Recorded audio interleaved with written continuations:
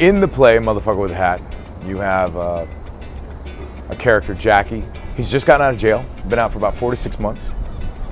He is living in New York with his on-again, off-again girlfriend from like the 8th grade, Veronica. Now, these are not white-collar individuals. This is your lower socioeconomic relationship situation. In our first scene, he shows up to let his on-again, off-again girlfriend, Veronica, know that he's gotten a job.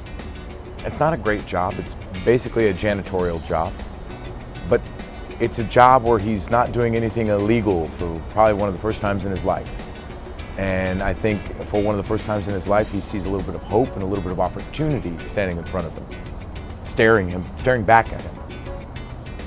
And he wants to celebrate this with his on-again, off-again girlfriend, Veronica. And how would they celebrate? Well, they want to celebrate by having sex. And then all of a sudden something catches his eye in the room. He clocks something. Something in the room that shouldn't be in the room. It's a hat. A man's hat that is not his hat.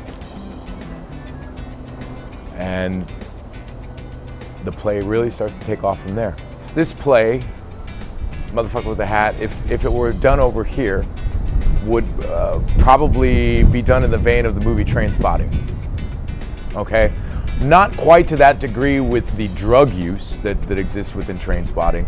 You know, there is a level of addiction and alcoholism that exists in this play, but where it exists in this play is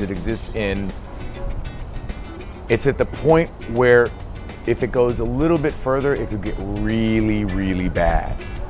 It's not really, really bad for anybody yet, but everybody's sitting there teetering in their life, in their dysfunction.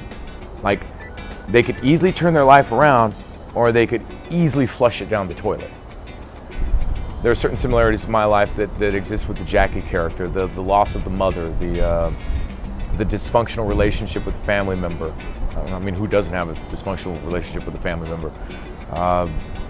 The long on-again, off-again relationship with his girlfriend. My wife and I have been together for a very long time, and I think there was a similarity with that in the early years of our relationship. So there was that. The language attracted me as well. It's unlike anything I've really ever read, and it's when I read it, I was like, oh man, I know like 10 guys that are just like these guys. This is going to be easy. And it wasn't. It was actually very, very hard. It's one thing to be able to read something and identify it. It's another thing to be able to take that, translate it, and then put it into your body and tell it as a story.